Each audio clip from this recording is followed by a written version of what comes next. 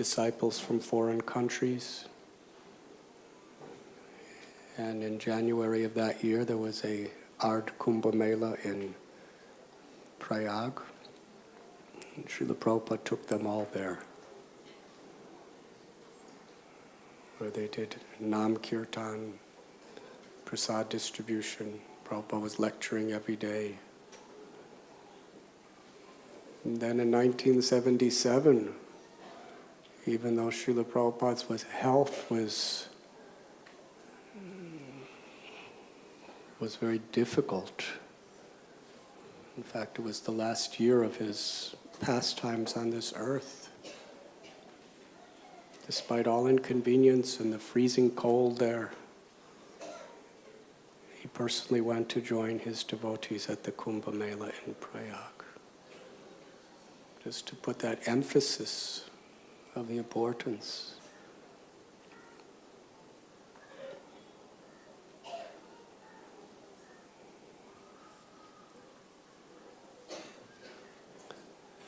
So at this very moment in Haridwar, the Kumbh Mela is happening. Millions of people are gathered. All types of sadhus from all the different traditions are together. And Mother Ganga is flowing very mercifully.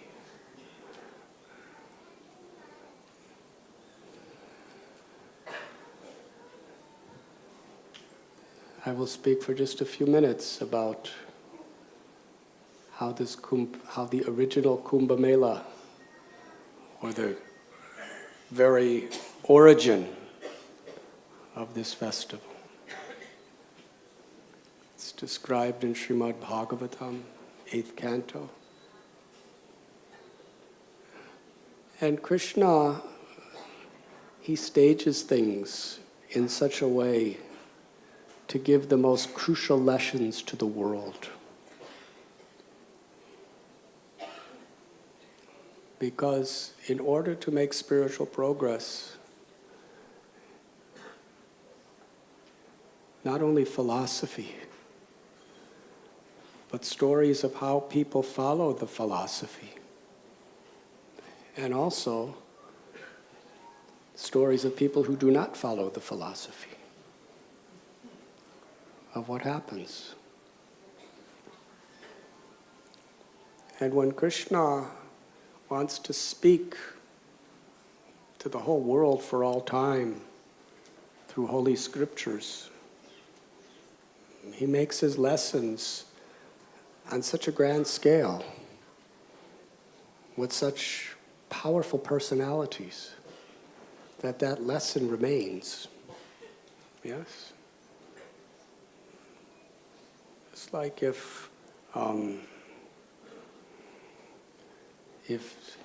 Arvind Patel from Borivali makes an aparad to somebody, we're not going to talk about it 5,000 years later. But if it involves Indra and Durvasa Muni, it's big news forever. So Krishna stages things in a way that it will have longevity, the lesson. And Shukadev Goswami, he had 7 days to speak to Parikshit Maharaj. And Parikshit Maharaj wanted the essence, the highest perfection. He was a fit candidate. For Parikshit Maharaj, there was no need of trying to gradually build a bridge to connect him to the path of Dharma. Parikshit Maharaj had darshan of Krishna when he was in the womb of his mother and saw Krishna save him. He witnessed how his mother, Uttara, was crying out to Krishna, please save my child. There's no way I can do anything to help him. When the Brahmastra was coming, and he had uncles like Arjuna, Yudhisthira, Bhima, grandfathers, yes?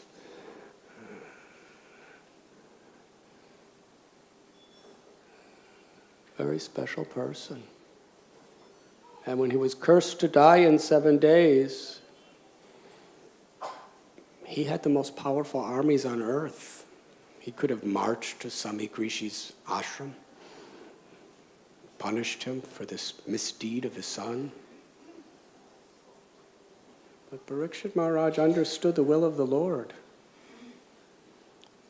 Today, we heard a question from Bhaj Bihari Prabhu that if we're mistreated, should we tolerate it and forgive? Or should we clarify our position as being innocent? Or should we fight back?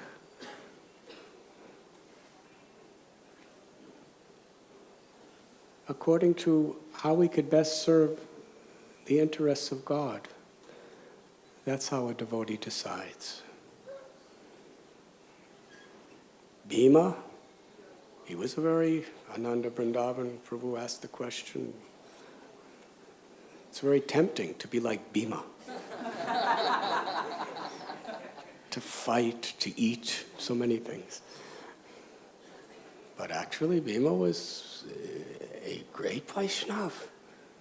He was forgiving, he was self-controlled, but he did what he personally could do to best serve Krishna. Yes, Krishna wanted him to fight that battle, so he had to do the needful for that purpose. Yudhisthira was doing all the forgiving and everything, but it didn't work. And Bhima would have followed behind, but it didn't work. So he did what Krishna wanted him to do. When Draupadi was offended, Bhima was very upset. It wasn't an offense against him, it was an offense against a great devotee, his own wife. But then we take his, what would you call it, nephew, Parikshit Maharaj. And he was cursed to die in 7 days. He didn't get angry. He didn't take revenge. Completely forgave the little child, Shringi, and his father, Samikrishi. Not only did he forgive them, but he accepted that he was at fault. He made a mistake.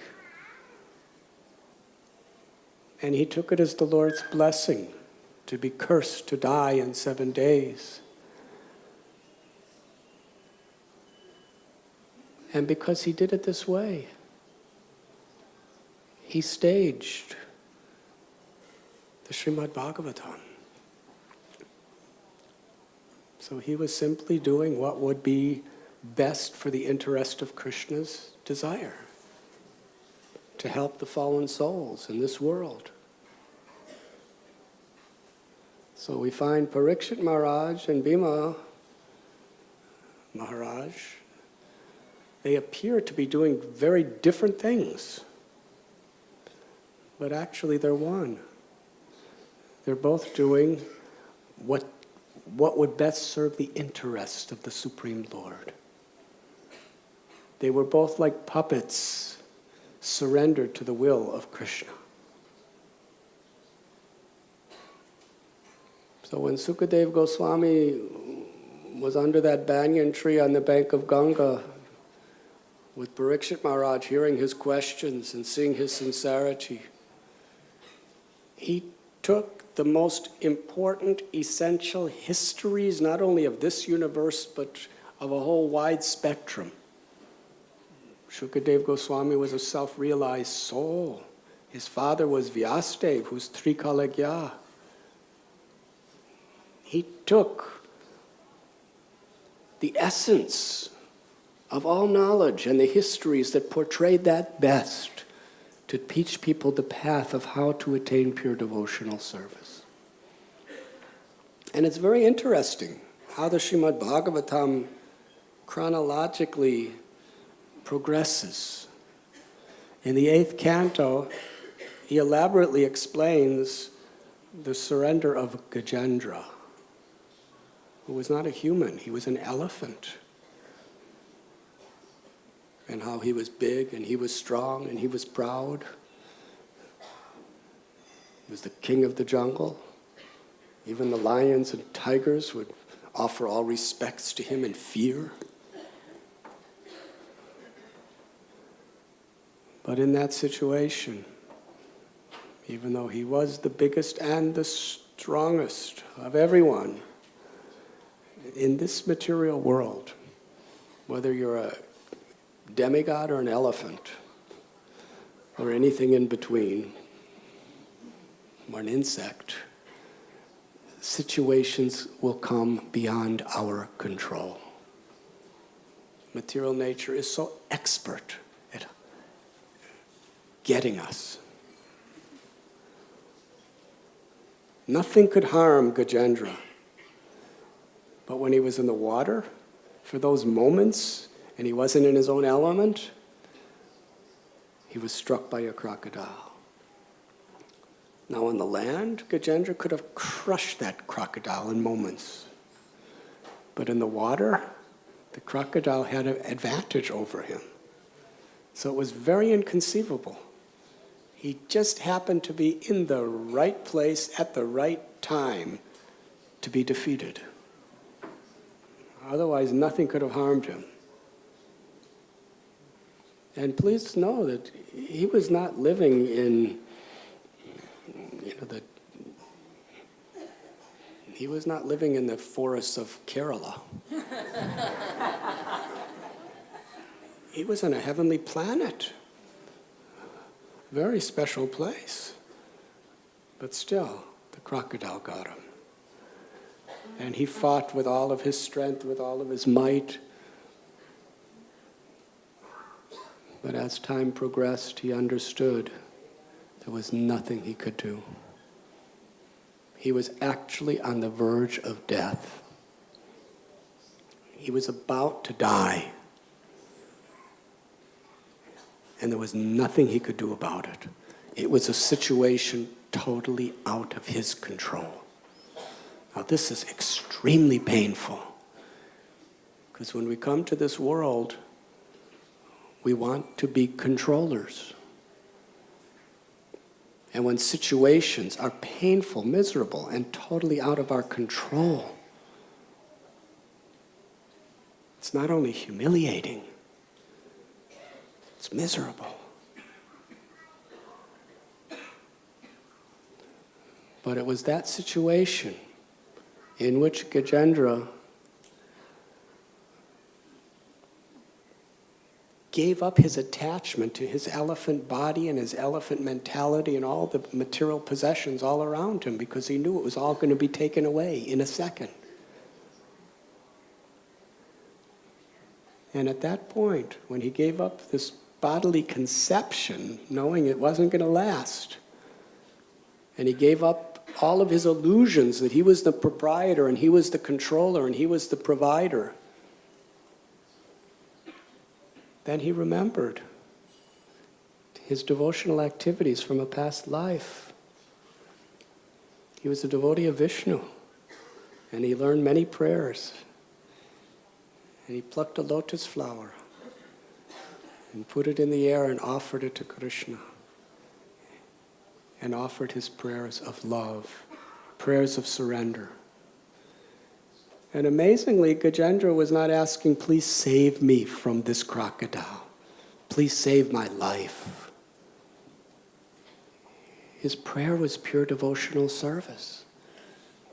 I'm yours, my Lord. I offer my body, my words, my life, my everything to you. In the form of this lotus flower, I'm offering you my very life. Do what you like with it.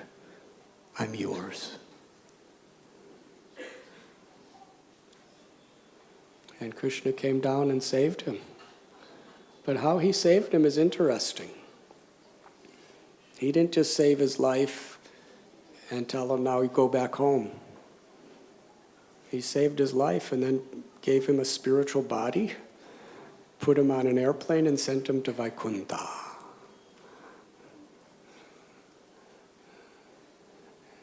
It was real liberation. And then after this story, Shukadev Goswami, he talks about different manvantaras, different manus, and different powerful beings who were administrating the universe. And he comes to the point of Ajita, who was an incarnation of Vishnu, who was born in this world. And with his help, the Devas and the Asuras churned the ocean of milk. And when the mountain Mandara started falling into the ocean, the Lord incarnated as Kurma avatar to balance it. And Parikshit Maharaj, he was so awake when he heard this. He wanted clarification. This is absolutely fascinating, churning an ocean of milk. Please tell me about this, and how the Lord appeared as a giant turtle to help.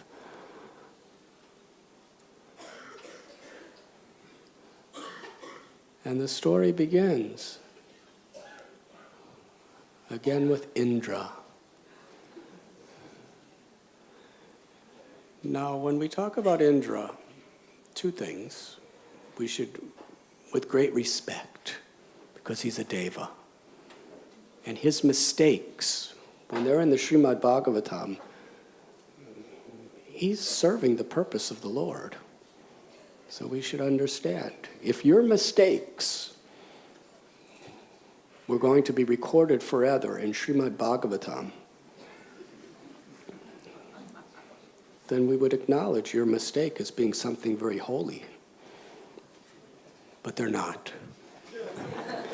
So don't make mistakes. Indra could do it and spread the message of Sanatan Dharma and pure devotional service through his mistakes. Because ultimately he's Krishna's puppet. Krishna's using him. From a never perspective, with the different manus changing, different people take the post of Indra. Yes? So the person who made this mistake is not the Indra of today, most likely. So don't worry about it. It's like if you criticize the President of the United States, I won't say anything about India here, but if you criticize 5 presidents ago, the present president doesn't really care. Because it's not about him, it's about somebody who was in his post who made some pretty serious mistakes. So Indra, power, wealth, prestige, riding on his elephant, and Durvas Muni, renounced saint, who owns nothing. Total difference between Indra and Durvasa. Durvasa is a sage that has no possessions, that travels around the world in the different places, just performing tapasya, teaching people about yoga. And Indra is the king of kings of the heavenly worlds. So Indra's on his elephant, and Durvasa Muni is standing on the ground. Now Durvasa Muni knows his powers, and he wants to bless Indra. So he takes a fragrant, beautiful garland off of his own neck and offers it to Indra.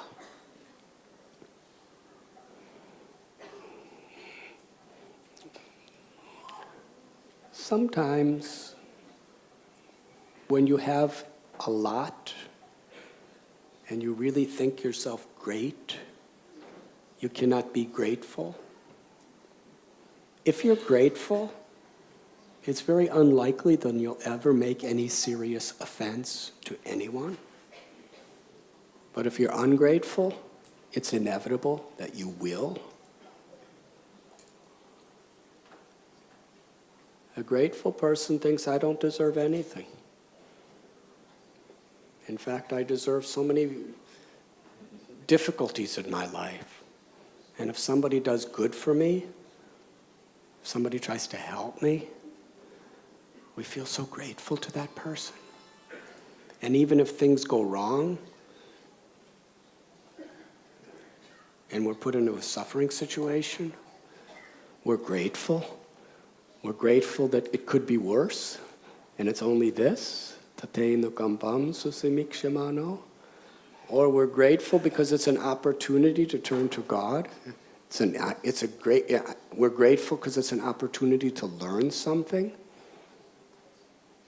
Whether we understand what we're supposed to learn or not, if we're grateful, the message is revealed to you. If we're not grateful, the message is never revealed to you. So gratitude means any situation. We're grateful to whatever comes in our life, even if they're the reactions to our own mistakes.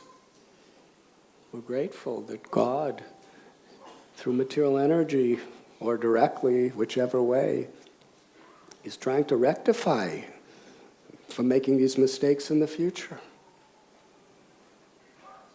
And if we've done nothing wrong and still some things are coming on me, at least that's what it appears. Even if we cannot understand specifically why, we're grateful because we have faith in the goodness of Krishna. We have faith that if we turn to Krishna, that's the real success in any situation. Success isn't how things turn out in this world. Success is how we turn to Krishna in the process. Jagannath Mishra and Sachi Devi, they had 8 daughters, and each of them died immediately after birth. Now, anyone who is a mother knows how painful that must be. You're carrying a child in your womb for 9 months, and you love this child, you want to serve this child, you have no children at all, and you're yearning to have a child, and then it dies. You see it, it's so beautiful, and it dies. 8 in a row. But Sachi Mata and Jagannath Mishra, with each time they continuously increase their love and devotion to Krishna. They weren't grateful that the child died, but they were grateful for the opportunity to love Krishna, to serve Krishna, to surrender to Krishna, even in that most sad situation.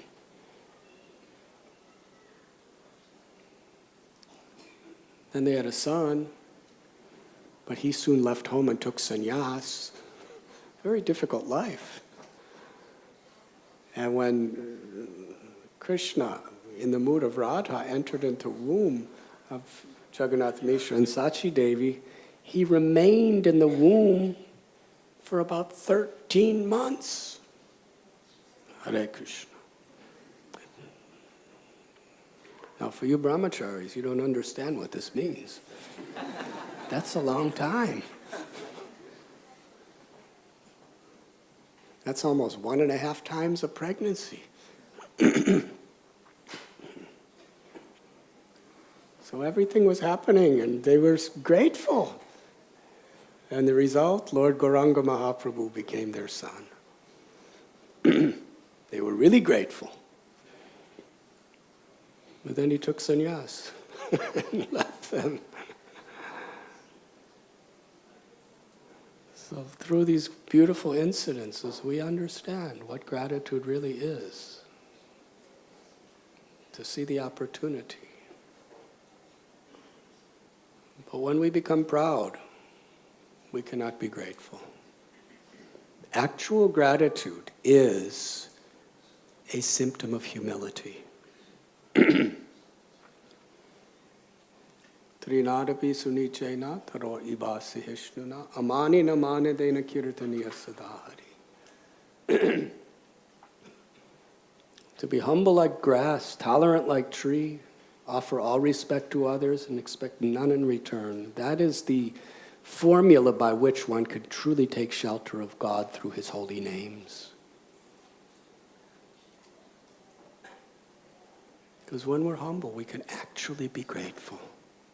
Because when we're humble, we think, I don't deserve anything.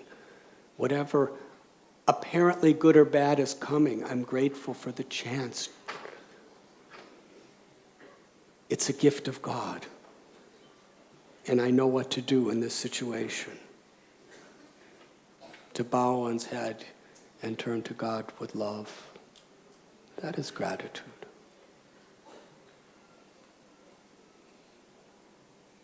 Queen Kunti prays, Janmaishwaraya Shruti Shibir Edamanamada Puman Naivarhat Yivadatum Vaitwam Akinchana Gocharam. That those who have material opulences, especially wealth, beauty, education, and prestige, which may come from a high birth or whatever, such persons, the tendency is they become proud of their beauty or their knowledge or their strength or their wealth or their fame. They can't be grateful. They can't cry out the name of the Lord with feeling. So here is Indra. He's beautiful. He has unbelievable wealth. He's incredibly intelligent and highly educated. He's very famous, very high birth. So Durvasa Muni, this little yogi with matted hair, just walking along the street, gives him a garland. Indra gets garlands all the time. Yes? It's interesting. Somebody that comes from the West, when they come to our temple, not a devotee person, but just an ordinary person, you give them a garland and they're absolutely thrilled. They never got a garland before. Really, they're thrilled. They're just so, they put it in their little plastic bags and save it to show everyone at home, and they have people take photos of them and they show all their friends, you see, they put a garland on me. I wore a garland, they gave me a garland. It's something very special and new. But when you become a Swami like Chandramali Swami, everywhere you go, people are smothering your face with garlands. Yes, and you're just taking them off and saying, I wish they'd stop giving garlands.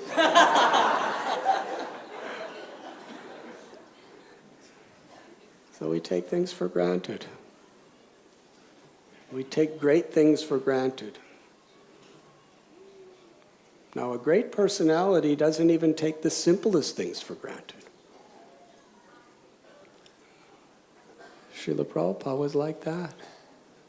And if anyone did anything to assist him at any time in the mission of his Guru Maharaj, Prabhupada would never forget that. He was so grateful.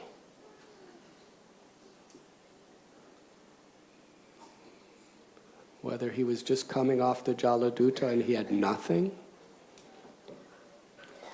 or whether he was flying in jet planes around the world 13 times with hundreds of devotees waiting for him wherever he went,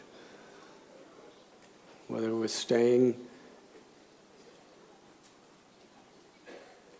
with the poorest people of America in the Bowery, or whether he was living in beautiful palaces in his temples, Prabhupada was the same.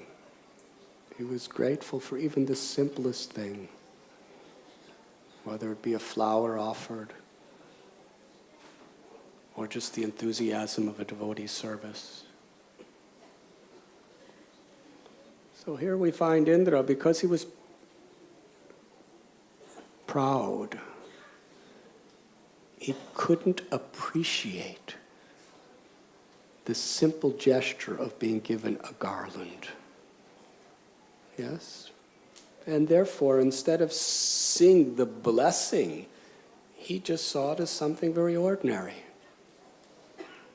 This is a very, very critical lesson for all of us. Everything in Krishna consciousness is a divine blessing of the Lord. And how much we deprive ourselves if we take it to be something ordinary.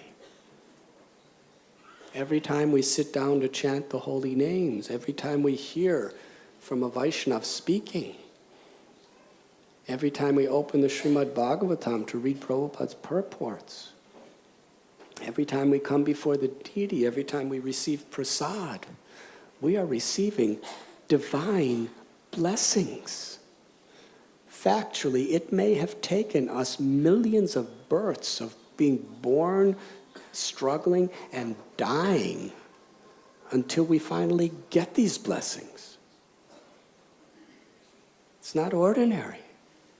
It's very rare. Any connection to bhakti is the rarest thing.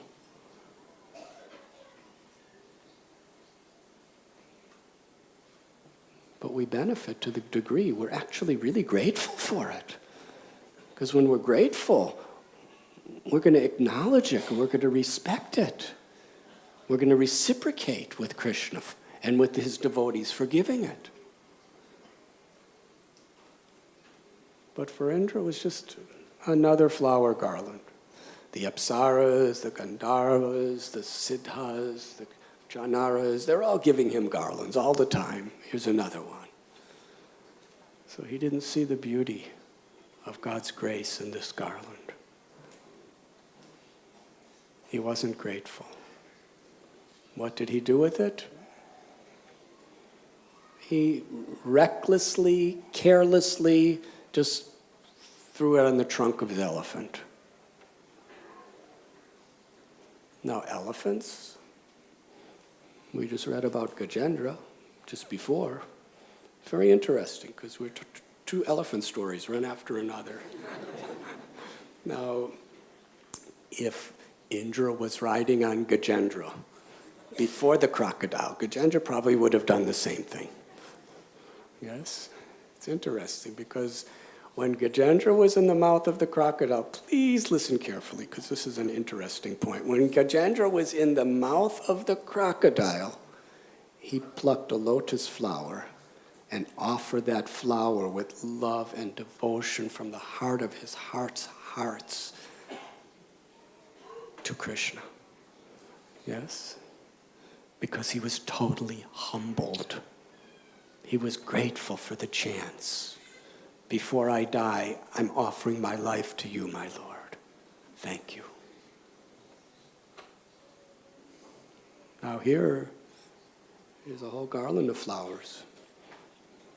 And they were probably every bit as nice as that lotus flower Gajendra offered. And this elephant, because he wasn't in the jaws of a crocodile, he was strutting around with the king of heaven on his back. Very prestigious position for the elephant, too. He wasn't grateful either. He didn't understand the value. Sometimes, unless we're really in desperation, we don't understand the value of something. Necessity helps us to understand something's value. An example. If you're bathing in the Ganga and you open your mouth and somehow or other Ganga just fills your stomach, yes? And you just drink way, way more than you have the capacity to drink. And then you come out of the Ganga and you're like, you're going through all sorts of physical difficulties, and someone offers you a glass of water. How much will that water have value for you?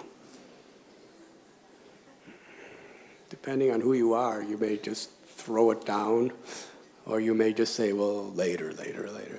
It has no value for you because there's no necessity. But what if you just do Nirjal Ekadasi? And while you're doing Nirjal Nikadasi on that day, you do a full Govardhan Parikrama.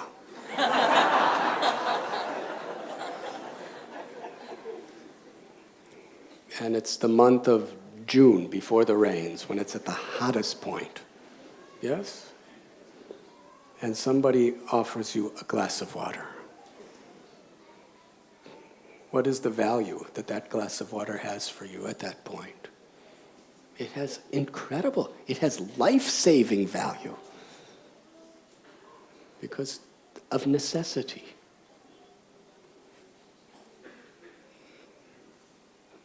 A humble person always feels necessity. A proud person is full. Yes. I don't know how you say it in India, but in America, if somebody's really proud, they say you're full of it. I'm not going to say what the it is, but you're full of yourself. You're just full of yourself.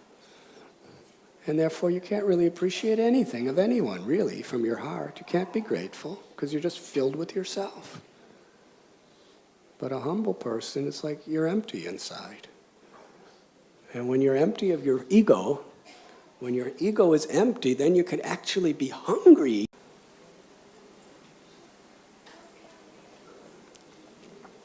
That is a blessing.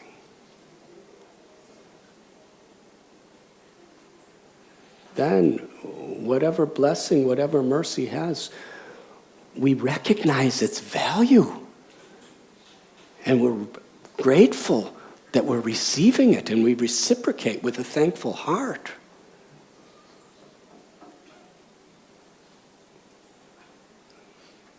So for Indra, it's just another garland. For the elephant, didn't mean anything. He took that garland and threw it between his legs.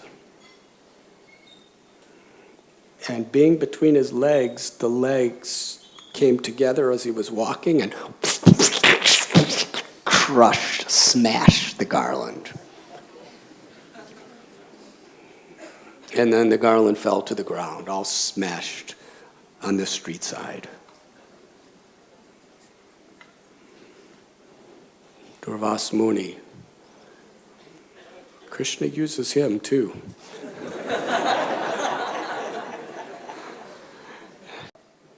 Because you are so proud, you have so much, you think you're so great that you're not honoring the Mahaprasad of a saint, I curse you and your entire dynasty of everyone around you, including all the demigods, to fall into total poverty. Harivo.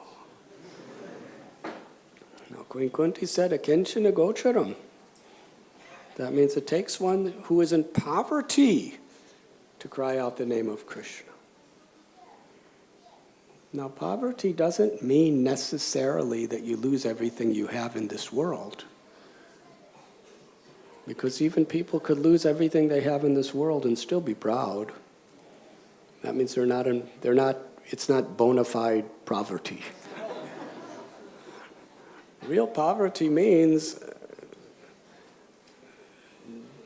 that we're no longer thinking in terms of I and mine. King Prataparudra, he was the king of Orissa, but he was a Kinchana Gocharam. Because he understood everything belongs to Krishna. And he wanted to use everything in Krishna's service. Yudhisthira Maharaj and his brothers, they were in poverty when they were living in the forest for 12 years. But then they were made the kings of the world. But for them, they were still a Kinchana Gocharam. Because they didn't consider anything to be their own. It's Krishna's children. It's Krishna's wealth, it's Krishna's position, it's Krishna's power. I'm just servant of the servant of the servant in whatever situation. And we're grateful for whatever situation because there's always service. And there's always a chance to turn to Krishna and chant his holy names.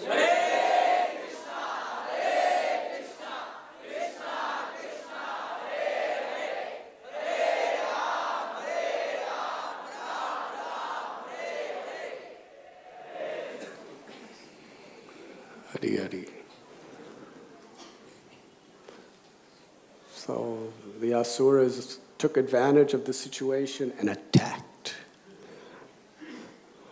And the devatas, they tried fighting, but it was impossible.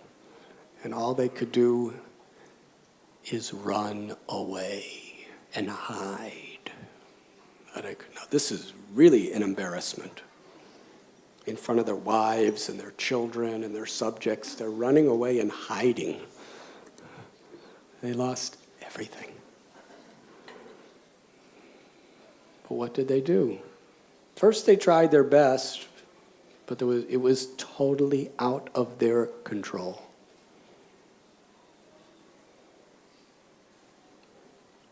I've seen devotees, who had their problems, had their issues, but then they got some incurable disease or some situation of health where everything's totally out of your control. There's just nothing you can do. You're suffering, you may die.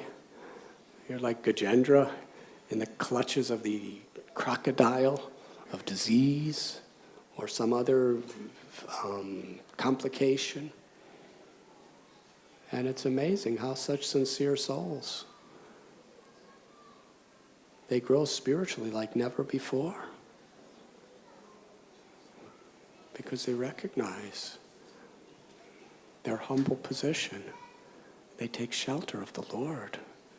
They pray to the Lord. And we have seen people become perfect in that situation, where they honestly accept the fact, not just in theory, but in realization, I am not the controller. There's forces beyond me. I desperately need the help of Krishna. So the demigods were understanding this. And they all went to Lord Brahma. They went to his assembly place and told him their situation. And because we cannot approach God directly. We can approach God, but it has to be through the blessings and the mercy of those persons who love God. Even the demigods follow this. They always go to Lord Brahma, who's the guru of all the demigods. And Lord Brahma doesn't take credit for anything. Lord Brahma understands. He's above all this. He doesn't lose anything, but he understands it's only by Vishnu's mercy that can be helped. All these different avatars that come, Ram, Krishna, Varaha, Brahma prays to Krishna to come and save them. This is Guru. Guru doesn't take the credit. Guru just tries to connect the devotees to Krishna by petitioning Krishna's mercy and blessings upon these people. So he took them all to the ocean of milk, and there Brahma prayed with all the rest of them. And Krishna gave them good lesson. Now, we're almost out of time for my talk because we want the China devotees to speak. But as far as Kumbh Mela goes,